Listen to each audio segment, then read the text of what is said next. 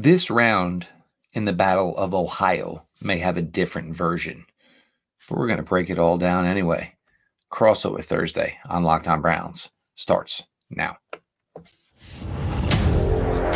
You are Locked On Browns, your daily Cleveland Browns podcast. Part of the Locked On Podcast Network, your team every day.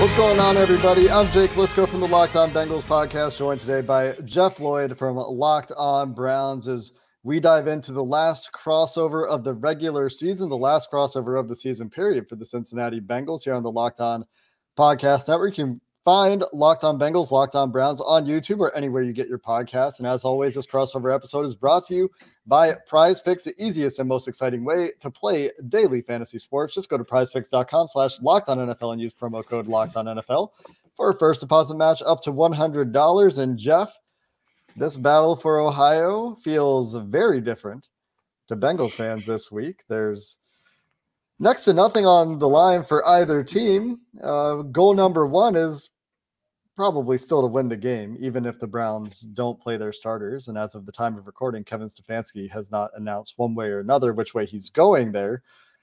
Number two, it's get out of the game healthy. Get out of the regular season as healthy as possible for teams that have dealt with numerous key injuries this year. Well, I mean, you flash forward to where we are here from where we were week one, Jake. Obviously, so much anticipation. Obviously, that first week one matchup, the Browns, obviously looking as the Bengals, basically were the benchmark of the AFC North the last couple of seasons. And unfortunately, for Cincinnati, a lot of it was driven, of course, around, Joe Burrow and Joe that Thursday night. And I still remember it vividly and just, understanding and, just thinking about, and you kind of knew what was coming. And look, Jake Browning obviously played well. Obviously, maybe some of the bloom came off the rose, so to speak, over the last couple of weeks, as, moments got a little bit tighter, teams maybe got a little bit more film on him and understood some tendencies. And, if anybody's sympathetic to that situation, obviously as Cleveland Browns fans, will they be? No. Should they be? Yes.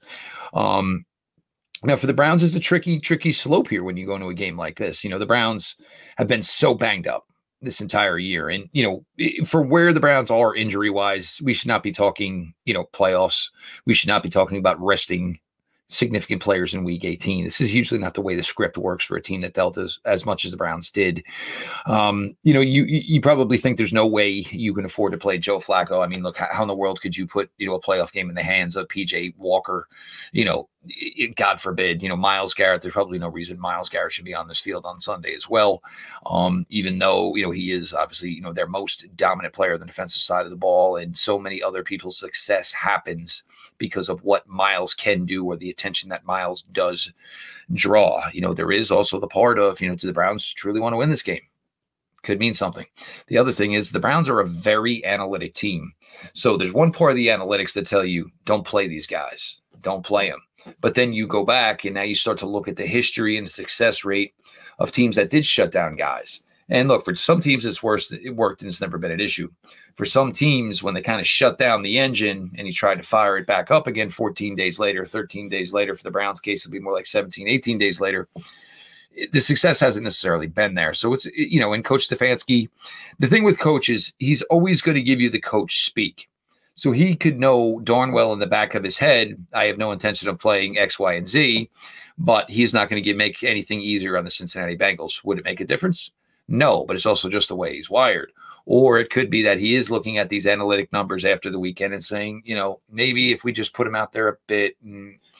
So it's a real tough slope, obviously, here. Browns just want to get through this one. Nothing is going to change for them. They are the 5 seed. They are locked in. As much crazy confusion as there is still in the AFC. We have no idea who's going to win the AFC South. Could the AFC South get 2 teams into the playoffs? Buffalo could go from winning the AFC East to not even being involved in the playoffs. Miami could go from being everyone's AFC darling number 1 seed to maybe just getting a 6th seed. But the one and the few is obviously the Baltimore Ravens. And of course, the Cleveland Browns. They know exactly where they are. Nothing's going to change for them. So for the Browns, it's basically make the trip down there, obviously get through 60 minutes of football. You win. It's great. You lose, didn't matter, and just get back up to Cleveland as fast as you possibly can. And by that time, they will absolutely know who their opponent is going to be. And luckily for them, any one of the three opponents that they're going to play in the first round of the playoffs are all teams they already beaten at this point. So they do kind of have some idea of, what they're going to be getting into. But, it's just trying to play it out here. It's a weird scenario. Obviously, I'm not familiar with this, covering this team for 7 seasons now. So it does kind of feel like, like a dress rehearsal that doesn't matter, because business will really pick up for the Browns once this game in Cincinnati is over on Sunday. Of course, pride is on the line. If nothing else, the outcome of the game has no impact on playoff seeding. For the Bengals, it has an impact on their draft position, which is not something that coaches or players care about at all, something that fans certainly care about. And, when you talk about these sorts of games, the long-term strategy to get guys healthy out of the season, why risk further injury to Jamar Chase and T. Higgins, who both played through shoulder and hamstring injuries respectively on Sunday? Why put them out there and risk those injuries becoming worse going into the offseason, where there's going to be conversations around extending Jamar Chase. There's going to be conversations about how they want to proceed with T. Higgins on the franchise tag or not. So on both sides, I think there are valid questions about playing starters. And if I'm running the Cleveland Browns, I don't see how this is even a question. You've dealt with so many injuries already at so many spots. Why would I risk Amari Cooper or Elijah Moore or Joe Flacco, who's playing well, or David Njoku, or any of the offensive linemen that are playing well? Certainly, to talk about the defensive stars that seem to be the engine for this team, not to take anything away from the offense. It's been getting positive results lately, but Myles Garrett, Zadarius Smith, Dalvin Tomlinson, JOK, Denzel Ward, even Martin Emerson. Like, why would I put those guys on the field when I have a playoff run that I'm trying to get through ahead of me, trying to ride a Joe Flacco heater to Joe Flacco's second heater Super Bowl? Like, if I'm the Cleveland Browns, that's my mentality. And if I'm the Bengals, Zach Taylor's talking about wanting to put on a good show for the fans who come out and support. Totally get that. The players aren't going to tank. There's still pride there. These teams still hate each other. We just saw with the Bengals and the Chiefs that, a lot of guys are missing. But while that game is going, and they were, polite after the game, at least the conversations captured between, Travis Kelce, Chris Jones, and Joe Burrow after the game, but those teams still hate each other. Jamar Chase getting in a fight and a few pushing matches in the middle of that game. And a lot of that still exists between these teams as well. The Bengals 0-5 in the AFC North as well, with a healthy Joe Burrow for 0 of those games. That will, of course, remain the case this week. But teams in this position all the time want to win the game going into the offseason. Marvin Lewis, when he was the head coach of the Cincinnati Bengals, had a long history of winning this game when seasons went awry to feel good going into the offseason. And so that will have to be the goal for the Bengals from a football perspective, from a team perspective. But from the outside looking in, the priorities to me, and we'll talk about a few more of these because there are some other things for the Bengals to get out of this game, but health for the stars and the future pieces of both teams, I think, and for the playoff pieces for the Browns, I think that's a priority for both teams. And just trying to get through this game healthy, and obviously they'll try to win with whoever they put on the field. More to talk about with this game as far as who could be on the field, who won't be on the field, and some other goals for the Bengals. We'll get to those topics coming up next. This crossover episode is sponsored by BetterHelp. And if there are some things that you want to change or keep the same in 2024, if you're already crushing it somewhere in particular, think maybe the opposite of New Year, New You. Around New Year's, we think maybe too much about what we want to change instead of expanding on what you're already doing right and embedding those good habits a little bit stronger. So maybe you finally organize a part of your space. You want to tackle another. Maybe you're getting really good about taking those supplements every morning, getting to the gym. Now you want to add breakfast to that routine. Therapy helps you find your strengths. You can ditch the extreme resolutions and make changes that really stick. And BetterHelp will make all of that very easy. If you're thinking of starting therapy, no easier way to do it than with BetterHelp. Entirely online, designed to be convenient, flexible, suited to your schedule. And all you have to do to get started is fill out a brief questionnaire, which will match you with a licensed therapist according to your answers to those questions. So you get matched with someone who can suit your needs. Celebrate the progress you've already made by visiting BetterHelp at betterhelp.com/lockedon. You'll get 10% off your first month. That's BetterHelp, HELP.com/lockedon. Jeff, outside of health and obviously pride, getting an AFC North win for the Bengals, finishing the season on a strong note for both teams, carrying momentum, keeping the rust off, whatever it is, there are some other things that matter for the Bengals looking into the future. What do you think the most important thing is for the Browns to get out of this game? I think, a couple of things is you're going to look at the tackles. Obviously, Jerron Christian, James Hubbard, and now the Browns starting tackles. This has been this way since the second Raven game. Now, are these guys playing great? No, but they're also not starters. When you're on offensive tackle 4 and 5, you're hoping that they are not the reason you're losing games. And to these guys' credit, obviously they have played that well. An establishment of the run game to come back here. This has always been one of the biggest strengths of the Cleveland Browns offense during the time of the Kevin Stefanski regime. And it basically had been dormant here for a while. Yes. Is some of that Nick Chubb? Is some of it the offensive line's just not performing the way they have in years past? Yes, all is a combination. But some of these weeks, not even Nick Chubb was going to succeed. The offensive tackles have struggled at times. The Browns were smart against the Jets, and as opposed to trying to rely so much heavy on wide zone. And the Browns have been doing a really nice job with these trap play action passes. And we were all kind of making jokes like, well, are they going to start to run a couple of traps? And they started to do so against the New York Jets. And look, if your 3 best offensive linemen are your right guard, your center, and your left guard, and you think that your tackles, are holding water, so to speak, then yeah, the emphasis should be to try to obviously run in the interior a little bit more. They were able to do that. The Kareem Hunt touchdown run was an example this past week. But, you get into playoff games and nobody wants to get in the shootout. You have the lead. You want to be able to stall the game out. Hopefully you can do that, or at least, make drives go longer, keep the opponent off the field by running the ball. They were able to do that with better success against the Jets. For the most of the time here that Joe has been the starter, this was 5 starts to this point. It has not really been a solid running effort. They've been able to pick it up, obviously, this past week, but that's something they kind of need to get back to here. The defensive side of the ball, there are guys they think are coming back. None of them would be back for this game. They're not going to ask Ogbenai Okoronkwo to play with, whatever severity torn pec it is in a meaningless Week 18 game. Grant Delpit is not scheduled to come off IR to the first week of the playoffs. So defensively, look, they're going to play tough because it's just what they do. They're a good unit. They play hard. They play focused. They played as a team. But for one thing, the Browns to establish in this game would probably try to just make sure they can run positively. And, when I'm saying that, I'm not talking 200 yards. Can you get to that 4-yard per carry mark? This isn't like years past where, oh, wow, the Browns didn't run for 5.2 yards per carry. You can't set that benchmark with what they currently have going on right now. But, ideally you want against right the around. Bengals, you can, Jeff. The way they've been defending the run without. But then again, we don't know who's actually going to be toting the rock. That's the other thing as well. Yeah. But, for the Browns, right around that 4, so, you could think, all right, we can get it from 1st and 10 to 2nd and 6. All right, 2nd and 8 to 3rd and, 4, just try to have it be an extension. Look, Joe is on this tear that he is on. And, this is one thing I keep trying to tell people is, it's there's a snoozer coming at some point. And yes, he's had a couple of games where he turned it over, but was able to overcome it.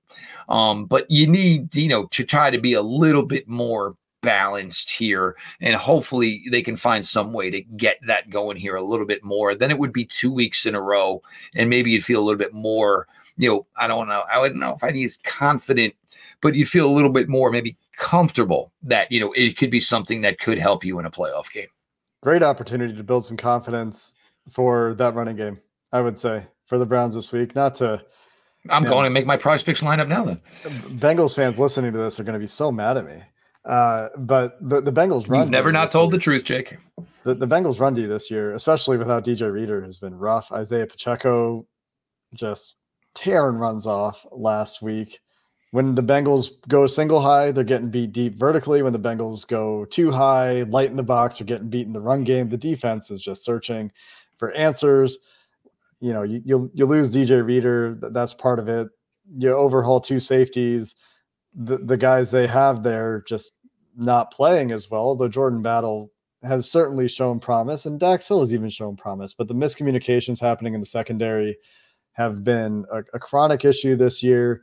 Guys just I getting do believe beat I over had the that, top. didn't I? It was not, that was a Bengals talking point for me this year. That was one of the few For things sure. I thought there was a flaw for this team. No doubt, but I don't think that anyone who even imagined that being an issue could have imagined it going this poorly with the investment that the Bengals had at safety. I mean, this isn't like they were going to 2 undrafted guys at the spot. They had a first-round pick and a guy that had started in the NFL. And those guys have made too many mistakes this year, and that's been a problem. They're young at corner too, minus Chidobe Awuzie, but he's coming off an ACL.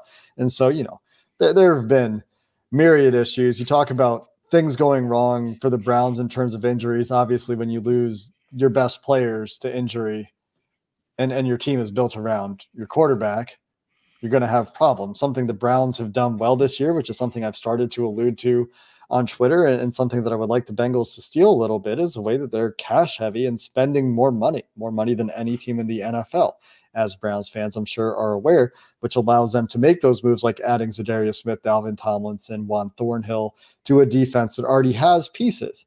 And that list goes on, right? It's not just those guys, but savvy trades, savvy free agent signings, maximizing draft capital, going and getting Elijah Moore, Amari Cooper, making those extensions and structuring those contracts such that those cap hits you're not going to feel until 2026, 2027. So something that, while the quarterback contract I think the Browns gave out, I mean, we'll see if Deshaun Watson ever lives up to that guaranteed money that the Browns are locked into. Outside of that, they're getting the results because they're paying for the rest of this team, and they've hit on some of these draft picks to have the depth and resilience that they have shown this year. But I really credit the way they've put the defense together, right? I mean, that's by far the strength of the team, one of the best in the NFL. And a lot of that is to do with the depth that they acquired on the defensive line and in that secondary, and the way that they relentlessly attack those positions using various methods. And so while that's not about this game, specifically, it's something about the Browns season that I look at now kind of from a post-mortem perspective for the Bengals. And these are things that the Bengals just don't do. Things that the Browns have done, especially with this ownership group, willingness to spend money and manipulate the cap in the way they have. And for this year, at least, seems like they have the benefit and certainly have a chance to do things in the playoffs. And once you get there, who knows what happens? To finish up the show, let's talk about what we expect to happen in this game, some predictions, and we'll get out of here. That'll be it for crossovers for the Bengals, at least, in 2023. This episode also sponsored by LinkedIn, and at the start of the new year, Happy New Year, by the way, for everyone out there. Maybe one of the last times I'll say it on this podcast this year. Every small business owner is asking the same question. What's the one move in 2024 that I can make to take my business to the next level? LinkedIn Jobs knows that your success depends on the team you surround yourself with, and that's why they have the tools to help you find the right professionals for your team faster and for free. The Bengals could use this offseason with a number of positions they need to fill. It's not just another job board. Maybe it's not for the NFL, but for you, they have a vast network of more than 1 billion with a B professionals, which makes it the best place to hire. It's easy when you have access to so many quality candidates. In fact, so easy that 86% of small businesses get a qualified candidate within 24 hours. That's why small businesses rate LinkedIn Jobs number one in delivering quality hires versus leading competitors. So right now, if you want to get that job filled, post your job for free at linkedin.com/lockedonnfl. Again, that's linkedin.com/lockedonnfl to post your job for free. Terms and conditions apply. All right, Jeff. The Browns going to win this game? They're going to play their starters well enough to come out of this game with a W? What do you think? Well, I got to be honest. Now you're kind of selling me on this. Maybe they don't have to play them the whole time. Who knows? Maybe you look at Pierre Strong and you say, hey, let's give Pierre Strong 15 to 20 carries. He's got long speed. Maybe something could happen. To put a prediction on this, and as you guys know, I mean, these episodes are done a little earlier than the week. If we did them later in the week, they wouldn't draw as many eyes. So obviously, we try to do it the best for our viewers and obviously all the supporters here of the Locked On Network. So it's really, really hard to tell. And of course, and I've told my fan base, and we've gone even to a Friday pregame show because it's so hard to tell who's going to be in, who's going to be out, especially each week as the season goes on and on. Of course, the Browns, different circumstances here. Well, I can tell you, I don't think Myles Garrett's going to play. I can tell you, I'm pretty sure I don't think Joe Flacco's going to play. Probably Joe Bitonio won't play. But after that, you're not really too sure. But, the one thing that has kept this Browns team moving the way they are is their depth. I mean, this team is now playing, consistently their fourth and fifth safety. This team has gone 4, 5, 6 deep at cornerback. They have played 3 running backs. They have played a bunch of wide receivers. So it's not like any of these guys that would get extended playing time. It's not like they're going to be no-name guys to Browns fans. These are guys that have filled in a lot of holes for this team this year. I think a lot of it would come down to, basically the state of the mind of the Bengals locker room.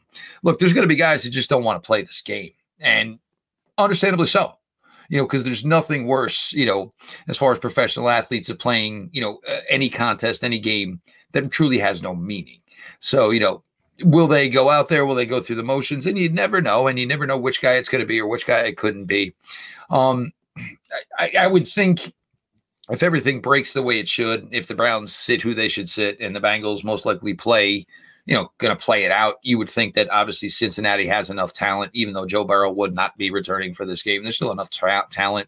This is still the team that had this big turnaround against the Minnesota Vikings, obviously, which made, the excitement level for the team pick up a little bit more. If I think this goes the way it's going to go, it would surprise me if the Cincinnati Bengals don't win it. But, it is week 18, and it's always, regardless, it is always one of the craziest weeks of the NFL season. And there's always that oddball win that nobody sees coming, a la the Houston Texans last year, which at the time, cost them what they thought was going to be the number 1 overall pick. But everything obviously turned out fantastic for the Houston Texans anyway. Yeah.